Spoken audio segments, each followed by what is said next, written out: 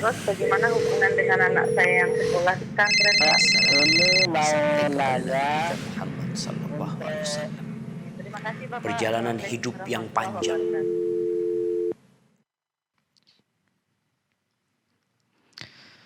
Assalamualaikum warahmatullahi wabarakatuh. Alhamdulillah wassalatu wassalamu ala Rasulillah wa ala alihi wa sahbihi wa mawala amma ba'd. Para pemirsa Fatwa TV dan pendengar radio, apa kabar semuanya? Semoga para pemirsa selalu dalam keadaan baik, selalu dalam lindungan Allah Subhanahu wa taala. Alhamdulillah, senang sekali pada kesempatan kali ini kembali kita berjumpa dalam live interaktif Fatwa TV konsultasi keluarga bersama guru kita Ustadz Dr. Syafiq Riza Basalamah Hafizahullah Ta'ala, yang mana beliau ini merupakan salah satu anggota dari Dewan Fatwa Perhimpunan Al-Irsyad. Kemudian salam dan salam semoga selalu tercurahkan kepada suri taulan kita Nabi Muhammad sallallahu alaihi wasallam, juga kepada keluarga beliau, para sahabat dan orang-orang yang mengikuti beliau dengan baik hingga hari kiamat. Dan alhamdulillah Ustadz sudah hadir bersama kita di studio. Kita sapa beliau terlebih dahulu. Assalamualaikum warahmatullahi wabarakatuh.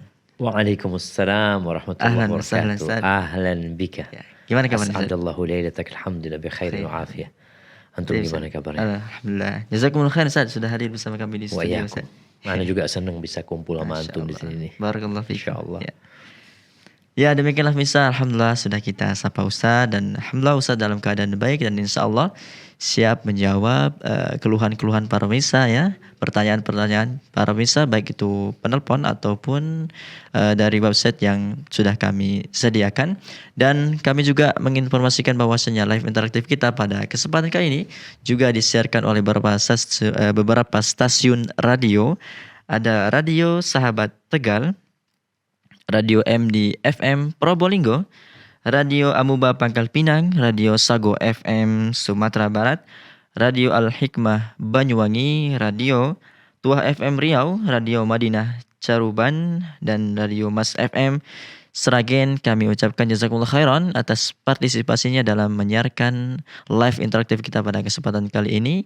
Kami juga mengajak para pemirsa Fatwa TV dan pendengar radio, bagi Anda yang mempunyai permasalahan keluarga dan lain sebagainya, kami mengajak Anda untuk bertanya langsung pada Ustadz dengan menghubungi nomor 0331 544 6087, 0331 544 6087. Dan sebelum kita mulai, kita meminta Ustadz untuk menyampaikan beberapa nasihat pembuka Ustadz. Masya Allah, barakallah fiik. Assalamualaikum. Alhamdulillahi Rabbil Alamin. Wabihi nasta'in ala umuri dunya wad din.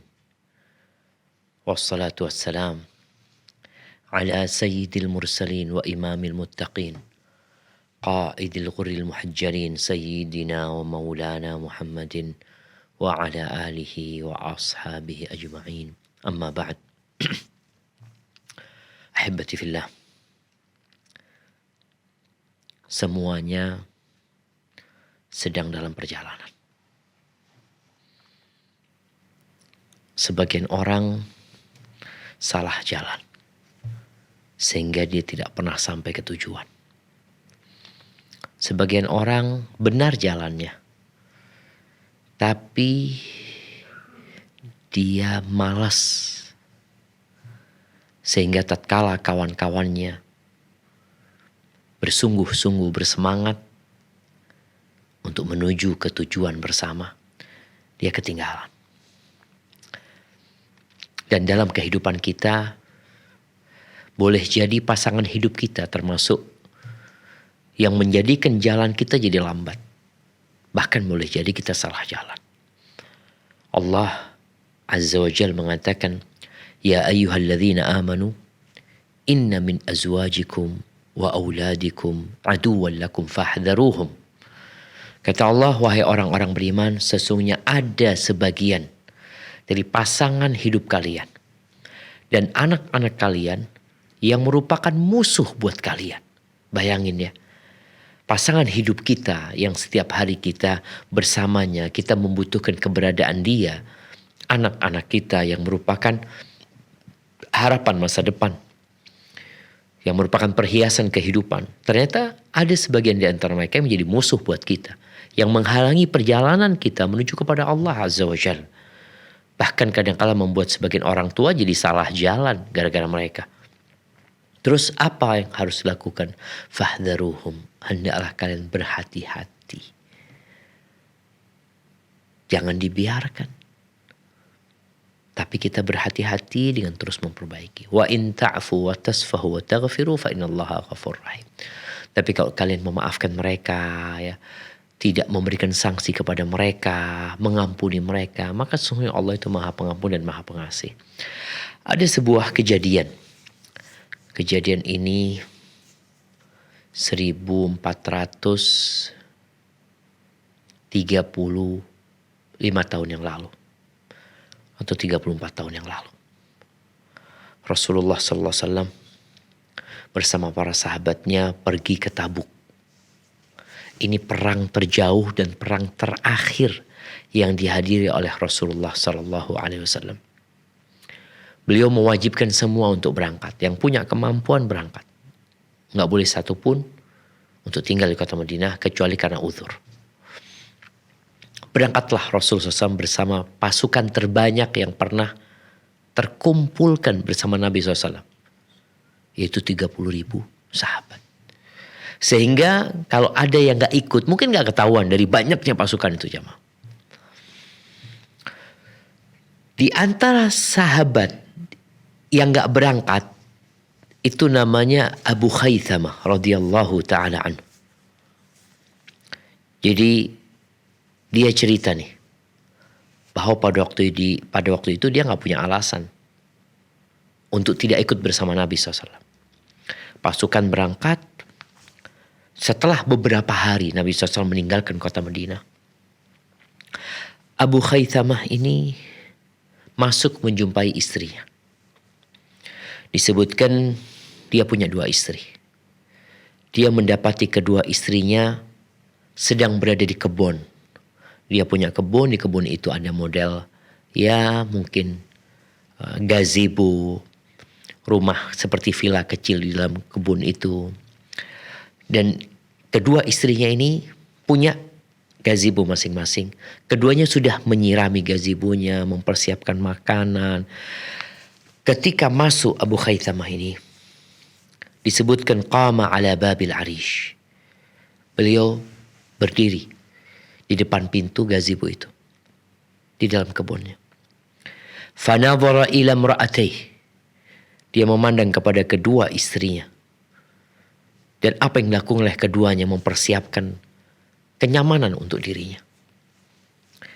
Faqala radhiyallahu ta'ala anhu. Kata Abu Khaythamah, Rasulullah sallallahu alaihi wasallam fi dhikhi warrih walhar. Rasulullah SAW sekarang ini, jadi pada waktu perang Tabuk itu di musim panas, perjalanan panjang. Maka dia ketika melihat kenyamanan dan keindahan di hadapan mata dia ingat dengan Rasulullah SAW. Rasulullah SAW sekarang ini sedang kepanasan, sedang capek, letih, terkena angin panas. Wa Abu Khaythamah fi dhillin barid.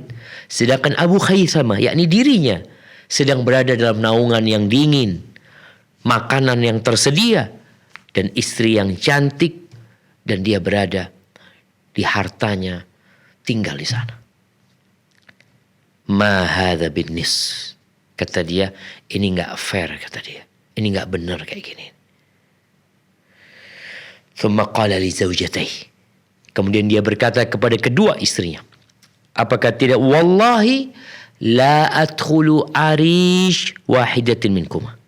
Demi Allah, aku tidak akan masuk ke gazebo, ke tempat kalian dua-duanya, wala dua-duanya nggak akan masuk aku hatta alhaqa bi Rasulullah SAW, sampai aku bergabung dengan Rasulullah SAW.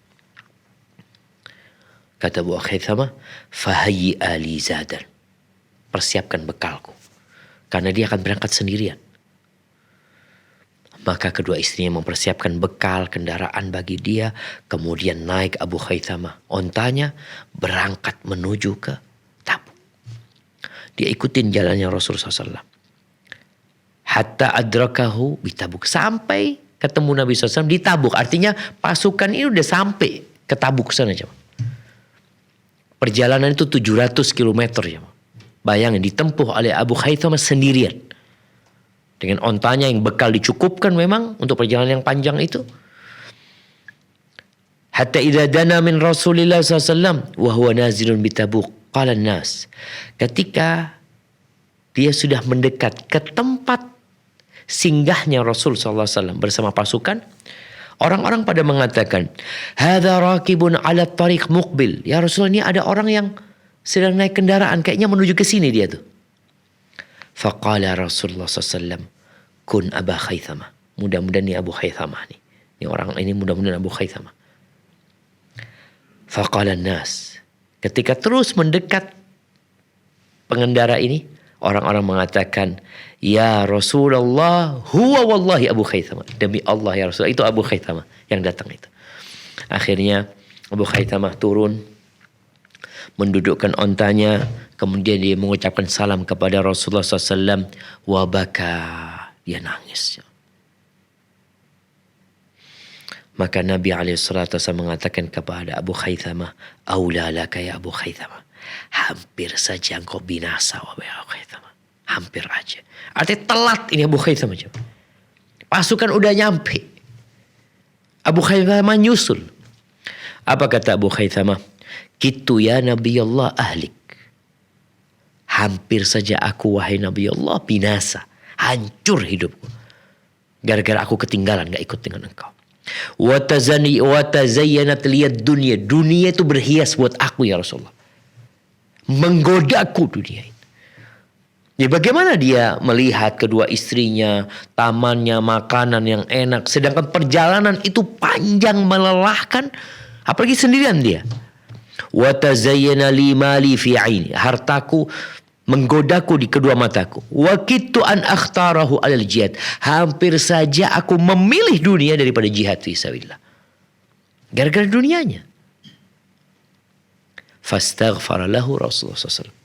Akhirnya Rasulullah SAW mendoakan agar Allah mengampuni dosanya Abu Khaythama dan agar dikasih kebaikan dan berkah. Maka ahibati fillah, tolong sebagai kepala rumah tangga, hendaklah dijaga rumah tangganya. Jangan sampai mereka menjadi sumber kehancuran kita. Kepala rumah tangga. Istri juga pemimpin di dalam rumah ketika suaminya gak ada. Anak-anak tolong diajarkan segala kebaikan. Dunia ini hanya sementara. Gak lama lagi kita akan meninggalkan segalanya. Yang kita akan bawa hanya amal soleh kita. Pada hari itu nanti, orang itu kan kabur dari orang tuanya. Dari istrinya, dari anak-anaknya. Semua hanya akan memikirkan nafsi. Barakallahu fiik. Afwan, mungkin agak panjang. Ana kasih mukaddimah buat jamaah. Nah, tafadhal barakallahu fiik. Jazakumullah khairan Ustaz. Ya demikianlah para pemirsa Fatwa TV dan pendengar radio nasihat pembuka dari Ustaz. Semoga apa yang beliau sampaikan atau Ustaz sampaikan bermanfaat untuk kita semua. Kembali kami mengajak para pemirsa Fatwa TV dan pendengar radio untuk bertanya secara langsung kepada Ustaz dengan menghubungi nomor 033154460087.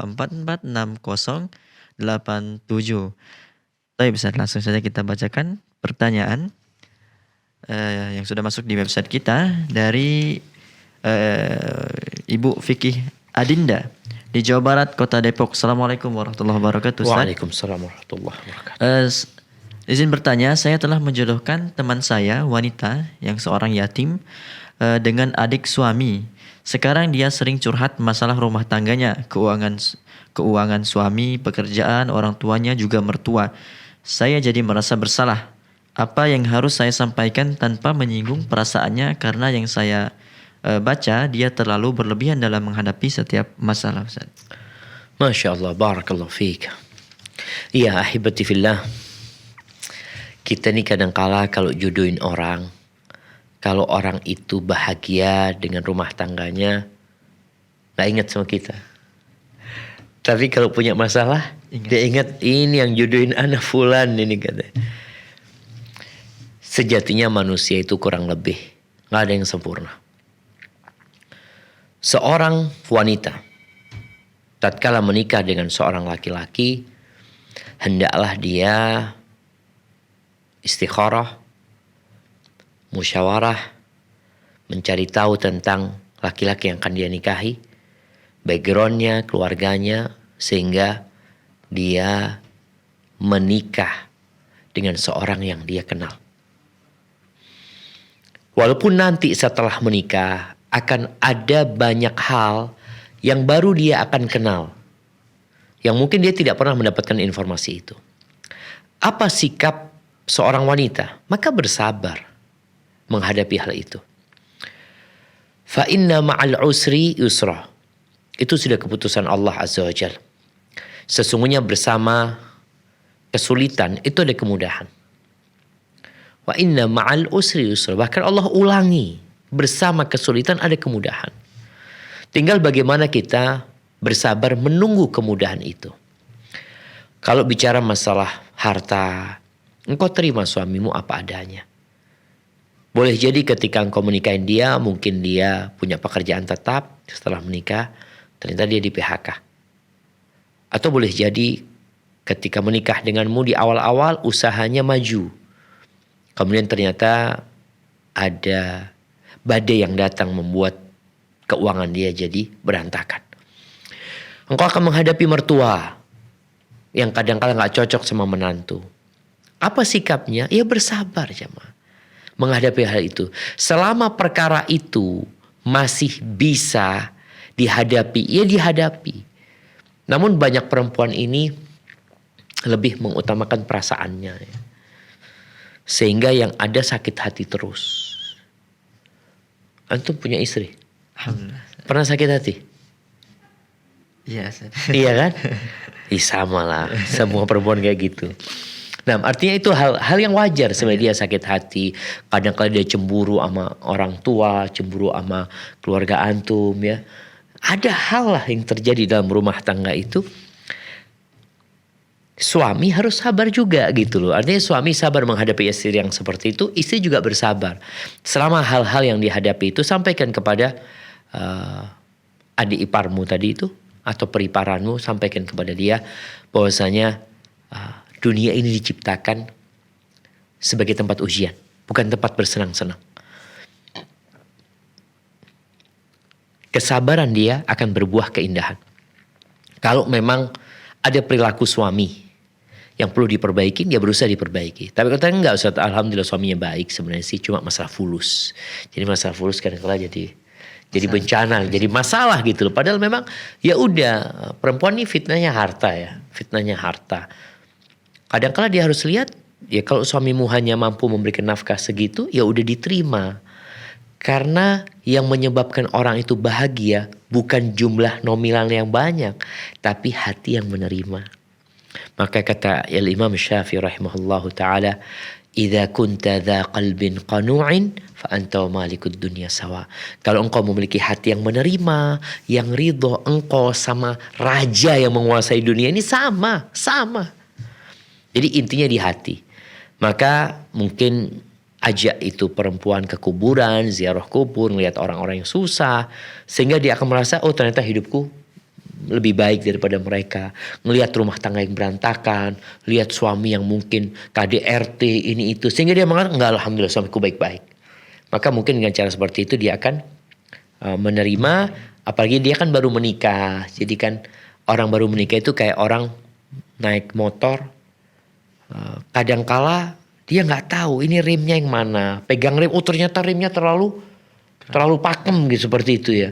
Kadangkala remnya blong ini itu, sambil berjalan kan nanti tahu, oh masalahnya di rodanya anginnya terlalu banyak, ini kurangin gitu loh. Jadi insya Allah rumah tangganya akan kembali jadi baik kan insya Allah. Hadza wallahu a'lam bissawab. Nah. Jazakumullah khair, Ustaz. Ya, demikianlah kepada Ibu Vicky Adinda kami ucapkan jazakallahu khairan wa barakallahu fik atas pertanyaannya. Dan alhamdulillah Ustaz, sudah ada penelpon yang bergabung. Kita sapa terlebih dahulu.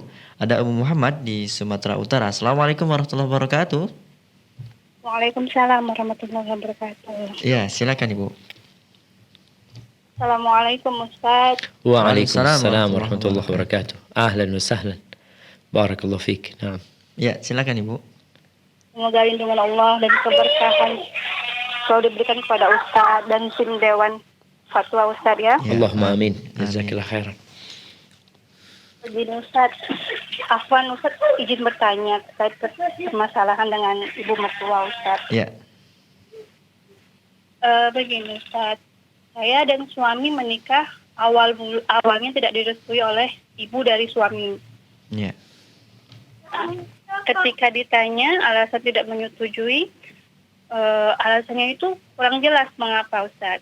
Nah, Ya. Yang saya tangkap dari cerita keluarganya, ada kemungkinan cerita-cerita dari keluarganya itu ada kemungkinan ibunya itu tersinggung dulu saat memanggil saya tuh saya tidak mendengar begitu Ustaz. Ya. Tidak ada permasalahan lain dengan keluarganya, cuman ada tersangkut dengan ibu mertua begitu Ustaz. Ya.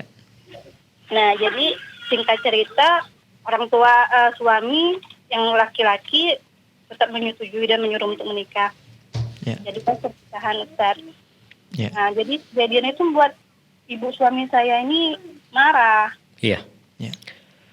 Suami ini meminta maaf kepada ibu tapi tidak mau dimaafkan. Ya. Tolong kepada keluarga dari ibunya, neneknya maksudnya Neneknya, iya. Ha? dari sebelah ibu.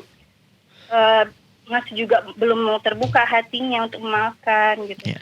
Udah berapa lama menikah, Ummu Muhammad? Kurang lebih 10 tahun Ustaz. Masya Allah. Jadi sejak menikah sampai sekarang belum dibuka pintu maaf. Iya Ustaz, begitu Ustaz. Allahu Akbar. Udah berapa anaknya? Udah 2 Ustaz dan sekarang lagi hamil. Masya Allah, barakallah fiik. Soalnya kadang-kala yang bisa meluluhkan hati nenek itu cucu kadang-kala ya seperti itu. Tapi kalau anak-anak berangkat ke rumah nenek nggak ada masalah gitu. Kami berangkat pertama-tama itu nggak dikasih Ustaz. Nggak punya anak, dikasih tapi responnya itu buruk. Di rumahnya dimaki-maki gitu kan Ustaz. Subhanallah. Cukup Ibu? Iya Ustaz. Cukup kalau gitu. Nah, Jadi begini Ustaz, maksudnya permasalahannya begini. Jadi suami saya ini coba minta maaf gitu Ustaz kan, berusaha semampunya, berbakti masih tetap Ustaz. iya. Nah, Masih tetap semampu kami berusaha mengikuti apa kemauannya gitu Ustaz. Ya. Jika tidak bisa kami mengikuti, suami dimaki-maki. subhanallah. Ya. Bapak mertua masih hidup? Masih Ustaz. Saya terbatas berkomunikasi dengan ayah mertua karena kayak seperti tidak diizinkan begitu kalau saya nelfon nggak dikasih sembunyi-sembunyi begitu Ustaz. Subhanallah, subhanallah. Subhanallah. Jadi begitu Ustaz. Jadi pokoknya suami itu berusaha terus selalu Iya. Nah. Ya. mengikuti Alhamdulillah kayak gitu. kemauan orang ibunya. Jika tidak bisa dimaki-maki suami Ya. saya Ustaz. Allahu Ya. Akbar. Tetap diikuti sampai berhutang segala macam. Ya. Allah ya'in. Kan hampir 10 tahun ya Ustaz. Terakhir berkunjung suami sana ke rumah orang tuanya sendiri. Ini satu kota sama mertua? Tidak Ustaz, beda. Ustaz. Jadi bertemu sama orang tua atau mertua ini berapa lama sekali? Dalam setahun berapa kali bertemu? Biasanya lebaran ini ke rumah orang tua saya, lebaran depan ke rumah orang tuanya. Jadi setahun sekali ketemu? 2 tahun sekali, tapi Allahu Betul Akbar. Allahu Akbar. Ya. Emangnya jauh jarak? jauh Ustaz, di kepulauan Riau sana Ustaz. Iya. Siap kalau Ya. gitu. Barakallahu fiik Ummu Muhammad ya. Cukup Ibu? Begini Ustaz, maksudnya tuh terakhir Ustaz dicoba dibaiki, terpintalah dari ibu mertua saya ini kalau mau dimaafkan jika suami saya itu menceraikan saya gitu Ustaz. Subhanallah, subhanallah. Ya. Dan bertanya apa hukumnya Ya. seperti ini. Ya. Masya Allah. Bagaimana kami ini selaku anak Nah. Ustaz? Ya. Masya Allah. Barakallahu fiik. Barakallahu fiik. Masya Allah ya.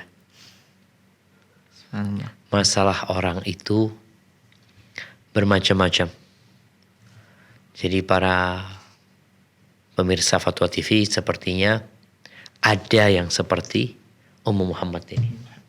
Ada, jadi bukan beliau nggak sendirian sebenarnya. Ada banyak mertua yang mungkin nggak setuju dengan pernikahan anaknya dengan alasan yang tidak jelas ya. Padahal ya menantunya ini orang baik-baik, orang soleh.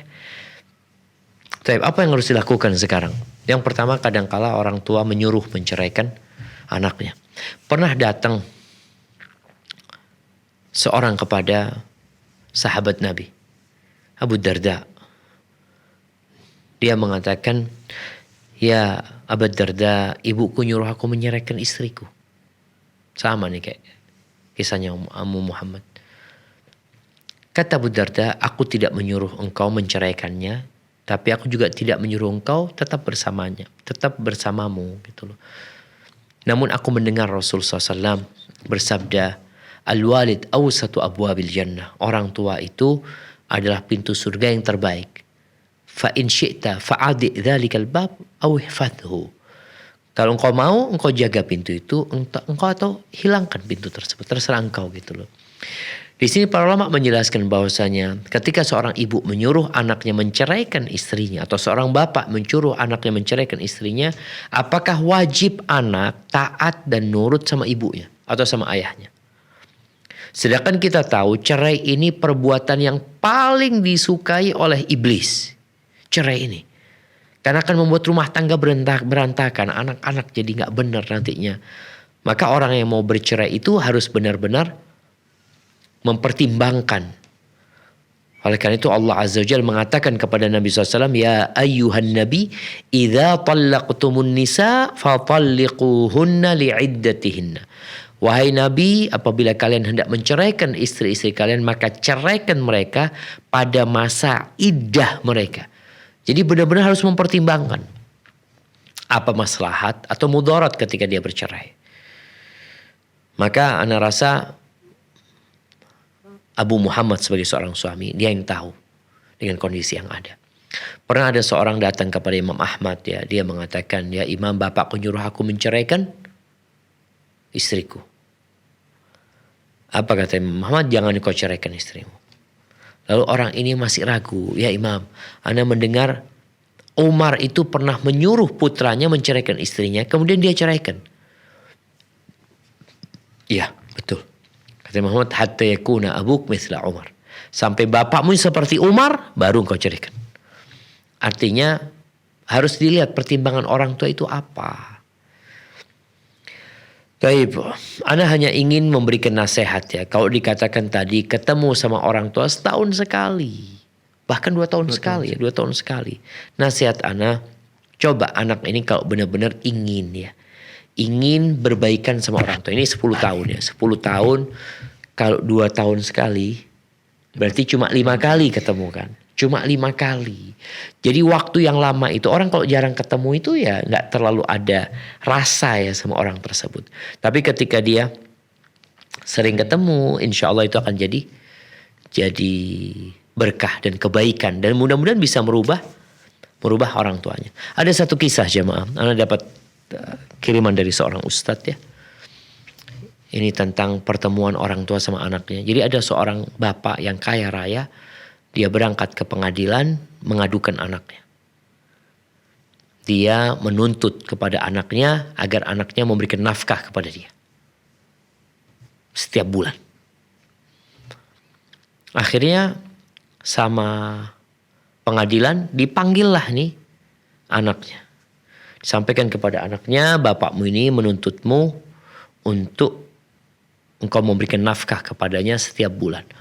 Apa kata anaknya? Wahai hakim, bapakku ini orang kaya raya, gak butuh sama duitku. Gak butuh, orang kaya raya bapakku ini. Katanya enggak, aku tetap minta. Aku minta walaupun 1 dinar ya. Kalau ini dinar Kuwait, kira-kira 50 ribu. Walaupun 50 ribu. Aku minta dia memberikan kepadaku tanpa perantara. Dia serahkan dengan tangannya kepada aku. Sebulan sekali. Dia berikan kepada aku nafkah tersebut. Kata anaknya, ya sudah siap, kata anaknya. Akhirnya keputusan anaknya wajib memberikan nafkah kepada bapaknya tiap bulan. Tadi 1 dinar diserahkan tanpa perantara. Bukan ditransfer, bukan di apa, tapi diserahkan ke tangannya bapaknya. Akhirnya selesai anak itu pergi, hakimnya ini bingung sama orang kaya ini. Udah tua orang kaya ini. Apa yang menyebabkan engkau minta nafkah sama anakmu ini apa gitu loh. Apa kata bapaknya? Wahai hakim, anakku ini sibuk dengan kerjaan dia. Sibuk dia. Sampai aku jarang ketemu dia. Maka aku ridho ketemu dia sebulan sekali. Aku cuma kepingin mandang wajah dia. Maka aku minta dia untuk memberikan uang itu tanpa perantara. Ketika dengar itu hakimnya marah. Coba engkau ngomong kayak gitu. Kita akan penjarakan anakmu ini kata dia. Gara-gara kelakuan dia supaya dia perhatian sama orang tuanya. Berbakti sama orang tuanya. Apa kata bapaknya? Jangan, kalau engkau penjarakan dia, aku yang sakit nantinya. Jadi nasihat ana, usahakan suaminya Ummu Muhammad itu tadi ketemu sama orang tuanya. Kalau dikatakan jauh, ya anggap jauh di kepulauan ya, tempatnya jauh. Tapi ketika kau niatkan, Allah akan mudahkan. Niatkan umpamanya kumpulkan rizki, bismillah dapat rizki, berangkat. Ketemu sama bapaknya, ketemu sama ibunya. Jadi memang yang terjadi kan 10 tahun cuma 5 kali ketemu, ya akhirnya hubungan itu kurang harmonis gitu. Tapi ketika sering ketemu ya, usahakan umpamanya sekarang kalau 2 tahun sekali, usahakan sekarang 6 bulan sekali. Ustaz dapat fulus dari mana? Wa man yattaqillah yaj'al lahu makhrajan wa yarzuqhu min haitsu la yahtasib. Kata Allah, barang siapa bertakwa kepada Allah, pasti Allah kasih solusi dan Allah kasih rizki dari arah yang tidak disangka-sangka.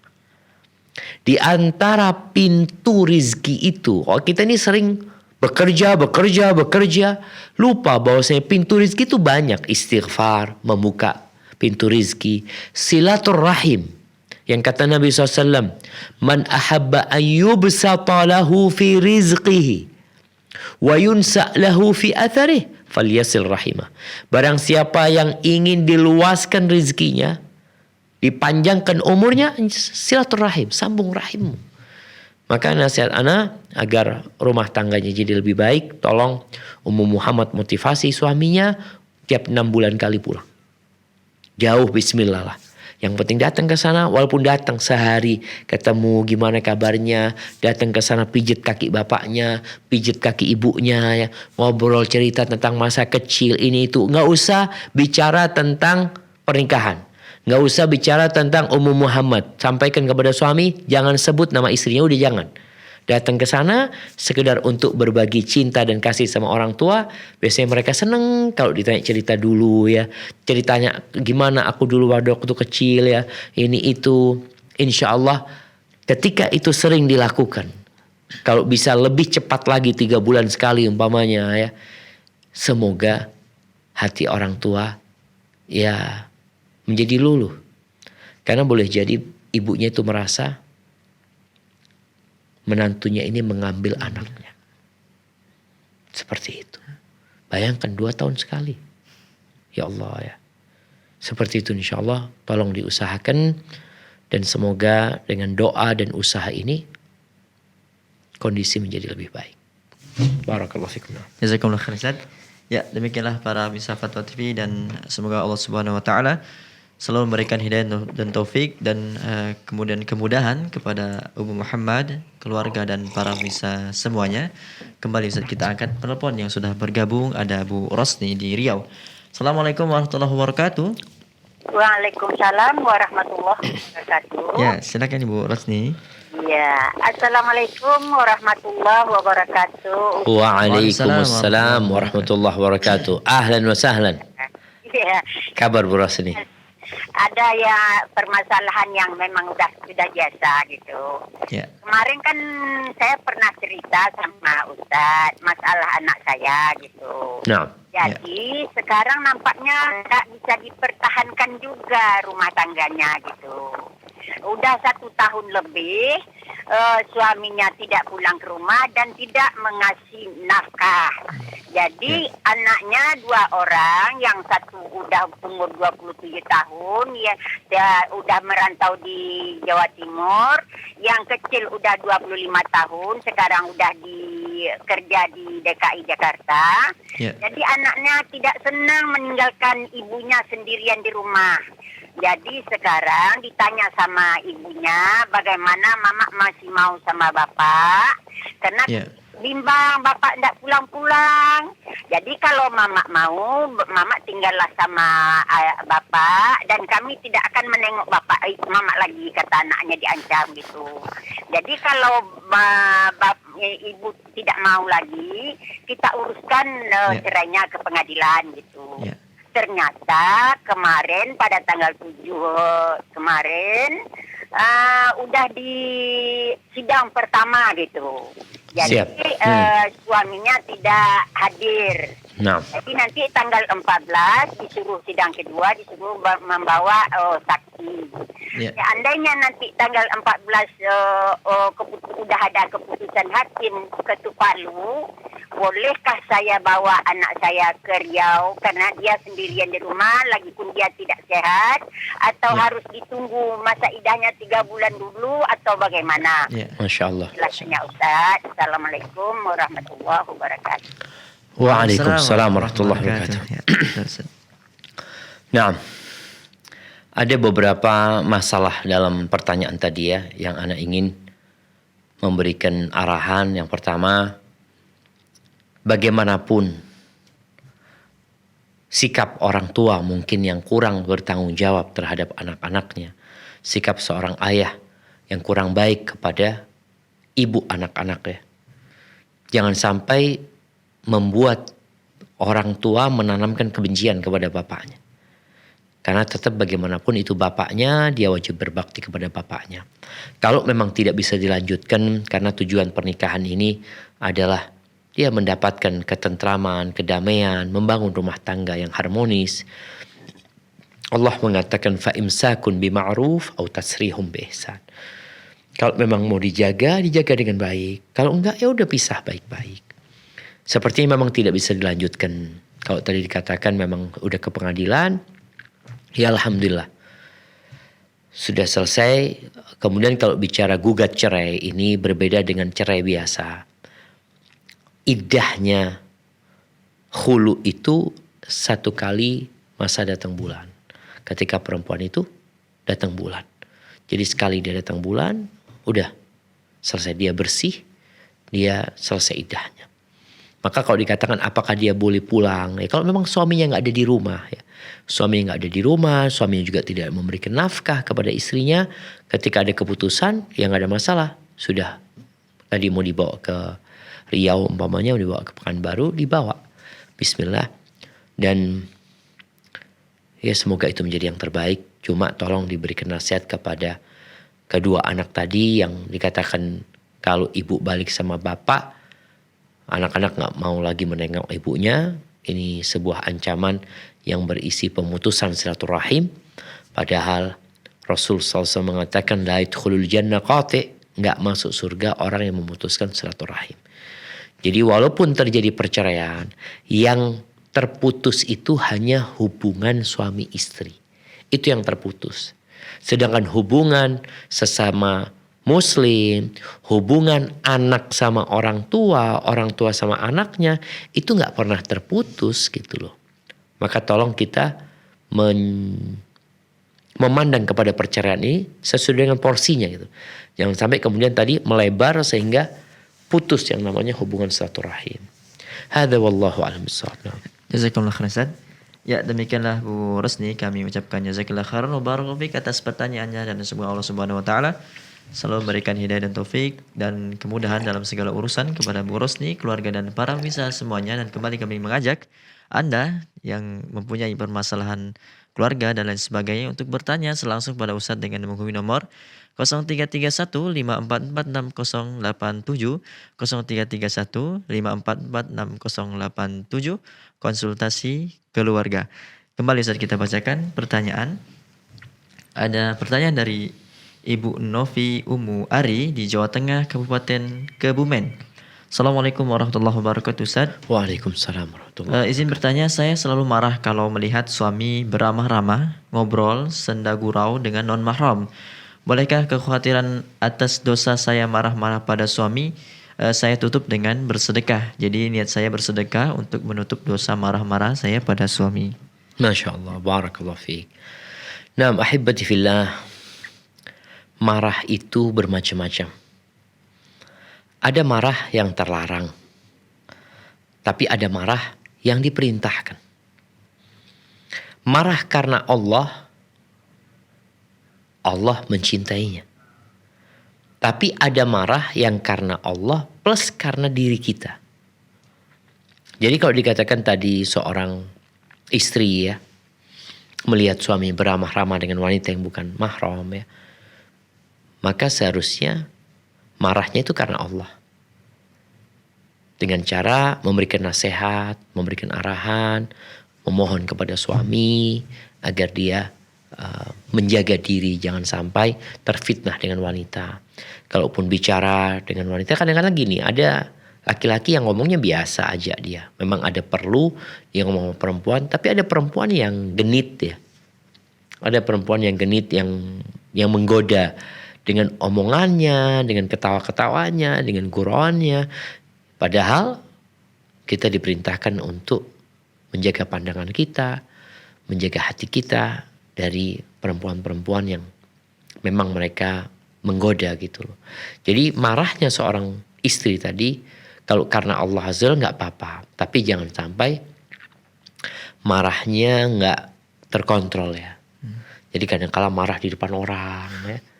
Jadi bukan nasihat akhirnya, yang ada dia malah melecehkan diri dia sendiri gitu loh. Orang tuh kalau kasih nasihat sembunyi-sembunyi ya, ngomong berduaan ya. Jadi kecemburuannya itu ditahan. Oke, cemburulah dengan suami seperti itu, tapi tetap lihat kondisi. Pokoknya malam hari nanti ngobrol lagi makan sama suami, sampaikan, "Bang, afwan bang, Ana itu melihat yang abang lakukan sepertinya tidak sesuai dengan agama ya. Selain Ana juga cemburu, ini itu." Jadi ngomongnya baik-baik. Adapun kalau bicara sodakoh tadi, nggak ada masalah. Sodakoh itu termasuk amalan yang bisa menghapuskan dosa-dosa ya. Kata Nabi SAW, "As-sadaqatu tudfi'ul khati'ah kama yudfi'ul ma'un nar." Yang namanya sodakoh itu dapat mematikan dosa, menghapuskan dosa sebagaimana air itu mematikan api. Maka kalau tadi istri bersodakoh karena dia merasa salah, anak-anak salah. Artinya marahnya memang karena Allah, tapi caranya salah sehingga menimbulkan keributan. Maka dia dengan bersodakoh semoga itu menjadi penghapusan atas dosa yang dia lakukan. Tapi intinya para istri hendaklah tetap mengawal suaminya. Wa tawasau bil haq, saling memberikan nasihat ya. Suaminya nggak sholat, jangan sampai suaminya ngomong sama perempuan dikasih nasihat. Suaminya nggak sholat dia biarin. Ini kan nggak benar gitu loh. Karena dosa ini bertingkat-tingkat gitu. Ada dosa besar, ada dosa yang tidak besar. Tapi semuanya dosa. Istri berusaha untuk tadi benar-benar karena Allah dia memberikan nasihat kepada suaminya. Hadza wallahu a'lam bissawab. Jazakumullah khairan Ustaz. Ya, demikianlah kepada Ibu Novi Ummu Ari kami ucapkan jazakallahu khairan wa barakallahu fik atas pertanyaannya. Kembali Ustaz kita angkat penelpon yang sudah bergabung, ada Abu Hafiz di Madura. Assalamualaikum warahmatullahi wabarakatuh. Waalaikumsalam warahmatullahi wabarakatuh. Ya, silakan. Apa? Ustaz, Assalamualaikum. Waalaikumsalam warahmatullahi wabarakatuh. Ahlan wa sahlan. Allah fiik. Ya, Wa fiik wa barak. Tafadhal Abu Hafiz. Ya, mau tanya masalah akidah, Ustaz. Gimana? Mau tanya masalah akidah. Ya. Akidah. Naam. Ustaz, anak saya itu umurnya kira-kira 5 tahun setengah. Ya. Dia selalu bertanya, Allah itu laki, Bapak. Berapa hari lagi tanya lagi, saya cuma tahu, saya jawab wallahu a'lam kalau masalah laki. Saya cuma tahu Allah punya tangan, atas Allah di atas aras, saya kasih akidah. Tapi dia bertanya lagi, Allah itu laki, Bapak. Saya sampai sekarang nggak bisa jawab. Ya. Nah. Sama ini, Ustaz. Untuk yang kedua, kalau di musola untuk sholat tahiyatul masjid itu boleh tidak? Musola itu maksudnya bukan masjid tapi ukurannya agak kecil begitu, Ustaz. Masya Allah. Naam. Barakallahu fiik. Ini agaknya borongan, Ustaz. Lagi Ustaz, ya kalau boleh sedikit aja, Ustaz.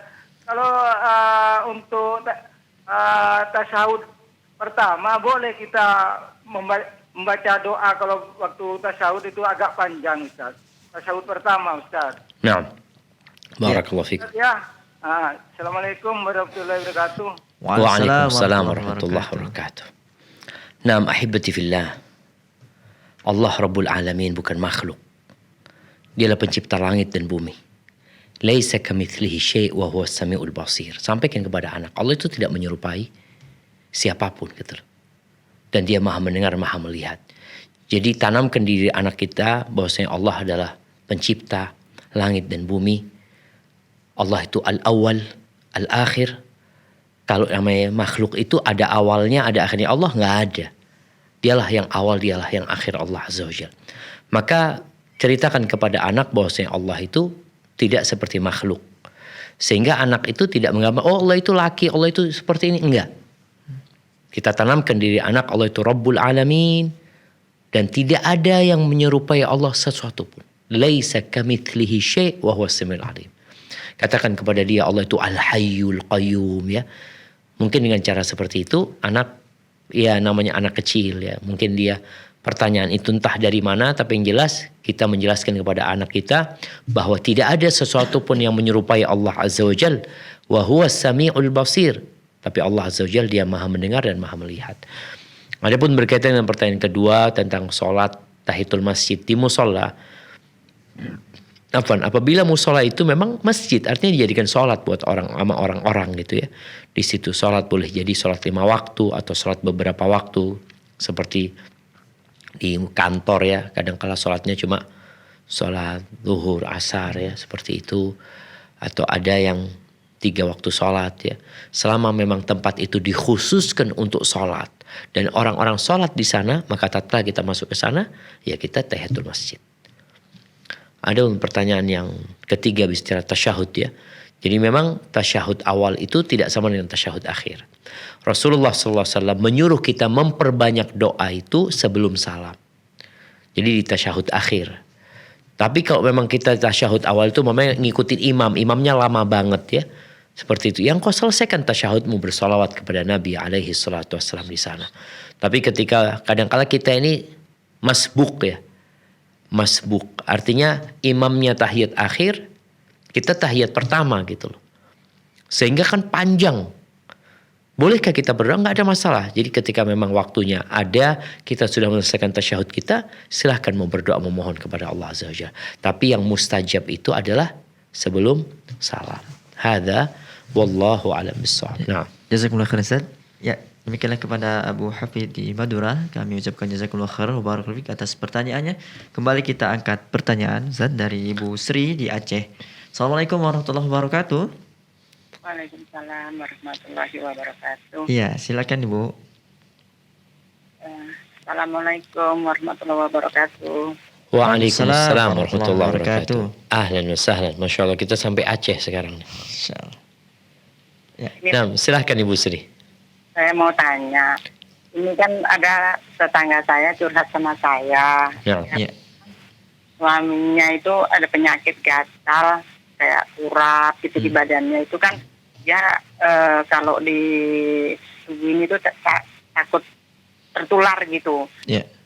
Ketularan gitu, karena di badan, di dalam gitu. Jadi dia selalu kadang-kadang menolak secara halus gitu, karena kan takut ketularan gitu. Ya. Dia salah atau solusinya itu kayak mana Ustadz? Dan yang kedua saya mau tanya, soal saya kalau sholat itu kepingin mendoakan kedua orang tua saya dengan Al-Fatihah. Apa Al-Fatihah itu sampai ke almarhum kedua orang tua. Ya. Ustadz. Masya Allah, barakallahu Ya. fiik. Cukup Bu. Ya cukup. Ya, jazakallah khair. Nah, mahibati fillah ya. Jadi ada penyakit yang memang menular. Penyakit yang membahayakan. Jadi istri ketika memang dia menolak karena ada sebabnya yang dapat membahayakan dirinya, maka ada alasan dia kalau dikatakan dia apalagi dia menolak dengan cara yang halus ya oleh suami. Tapi mungkin bisa disiasati ya. Oh, bagaimana diobatin penyakit suami, atau tempat-tempat yang sakit itu ditutup. Karena biasanya ya kalau terjadi interaksi antara kulit dengan kulit itu membahayakan. Anda ingat dulu ketika kita di pondok ya, di pondok itu, masya Allah, kita semua hampir dikatakan kalau nggak pernah korengan ya atau gatel-gatel itu kayaknya belum mondok seperti itu loh. Dulu itu, tapi sekarang masya Allah pondok udah bersih-bersih.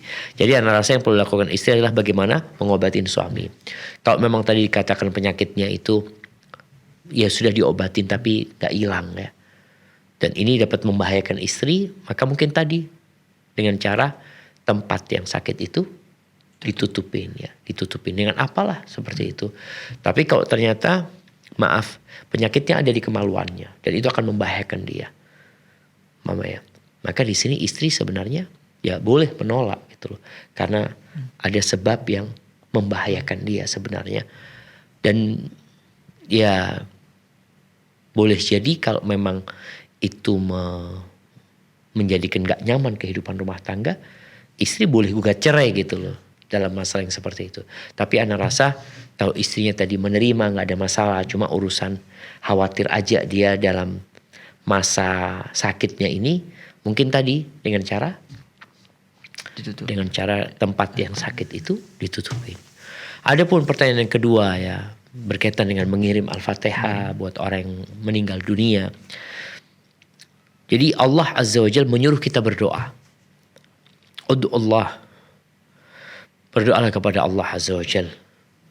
Rasulullah SAW juga mendoakan orang tua yang meninggal.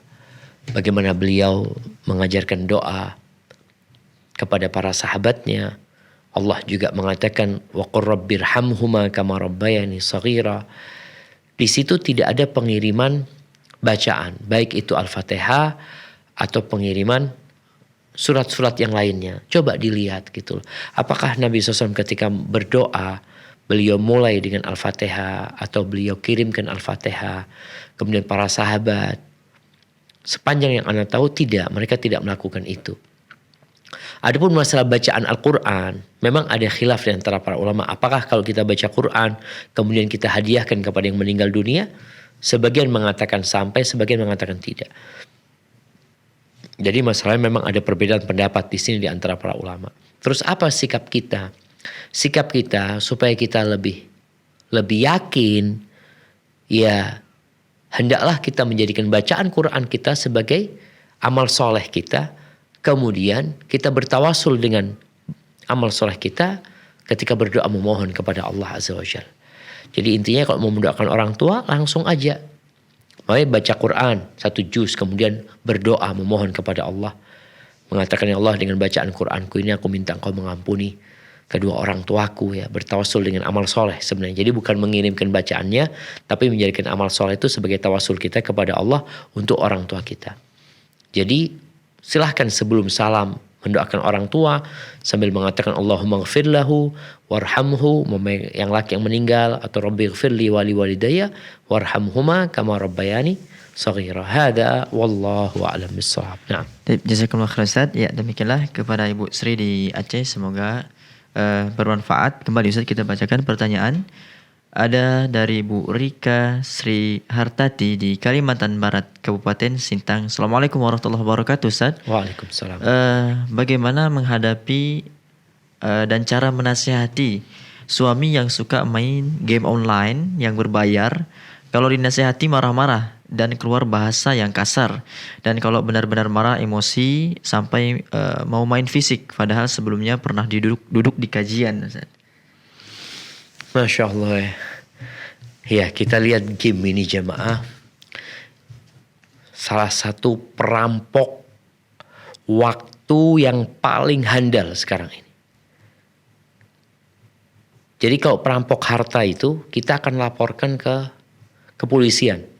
Artinya kalau kita kehilangan harta kita dirampok sama orang, kita akan datang ya, kita akan curhat kepada umat manusia, aku kehilangan harta. Padahal waktu itu lebih berharga daripada uang. Dan ternyata kita tidak pernah melaporkan perampok waktu kita. Modal orang hidup itu bukan harta tapi waktu. Rasul sallallahu alaihi wasallam mengatakan ni'matani maghbunun fihima katsirun minan nas. Ada dua nikmat yang banyak manusia tertipu. Dianggap ini bukan nikmat gitu loh. Sehingga dia tidak memanfaatkan nikmat tersebut secara maksimal gitu. Apa? As-sihhatu wal faragh. Kesehatan dan waktu luang. Orang ini main game karena waktu luang. Dia punya waktu luang, dia main. Padahal waktu ini berharga sekali seharusnya. Dia kalau baca Quran mungkin udah berapa juz. Kalau dia berzikir sudah berapa kali dia mengatakan la ilaha illallah. Kalau dia beristighfar mungkin sudah ratusan ribuan kali dia membacanya. Tapi ternyata habis dengan main game.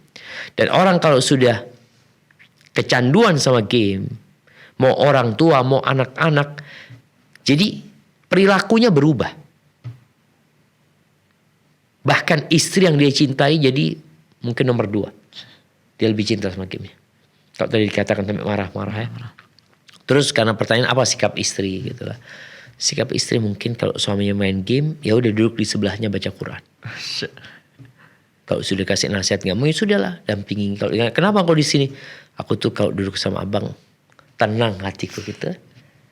Jadi istri baca Quran, baca sama artinya, biar suami main game sudah. Karena sudah kasih nasihat.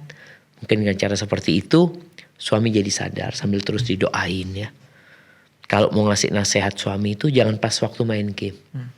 Karena orang kalau lagi main game lagi tegang ini tuh kasih nasihat jadi marah dia. Tapi ketika dia sudah selesai main game ya, ketika santai dia ngomong, "Bang, abang dulu suka datang kajian, sekarang kok jarang bang ya, mungkin kita datang kajian." Artinya nggak usah ngomongin gamenya. Tapi kita ngomongin bagaimana dia menjadi seperti dulu lagi. Dia dekat sama ilmu, dekat sama ulama ya. Kemudian dia juga hadir di majelis ilmu, baca Quran. Semoga dengan cara seperti itu ya dia kembali menjadi lebih baik. Hadza wallahu a'lam bissawab. Nah. Ustaz, alhamdulillah tadi adalah pertanyaan terakhir kita Ustaz pada kesempatan kali ini. Jazakumullah khairan atas waktu dan ilmunya, dan semoga di lain kesempatan kita kembali berjumpa Ustaz ya. Bismillah. Insyaallah. Ya, demikianlah para pemirsa Fatwa TV dan pendengar radio, tadi adalah pertanyaan terakhir kita pada kesempatan yang berbahagia ini. Kami juga memohon maaf kepada penelpon yang tidak sempat kami angkat atau kepada pertanyaan yang tidak sempat kami bacakan. Tapi Anda dapat terus menyaksikan live interaktif Fatwa TV dari hari Senin hingga Jumat. Dan untuk mengetahui rangkaian acara Fatwa TV, Anda dapat mengunjungi website kami di www.fatwatv.id atau mengupdate tanya jawab di www.dewanfatwa.com/tanya jawab. Dan semoga apa yang Ustaz sampaikan pada perjumpaan kali ini bermanfaat untuk kita semua. Kita akhiri perjumpaan kita dengan doa kepada majelis. Subhanakallahumma bihamdika asyhadu an la ilaha illa anta astaghfiruka wa atubu ilaik. Wassallallahu ala sayyidina Muhammad. Wassalamualaikum warahmatullahi wabarakatuh. Terus bagaimana hubungan dengan anak saya yang sekolah di pesantren? Ini mau nanya Muhammad sallallahu alaihi wasallam.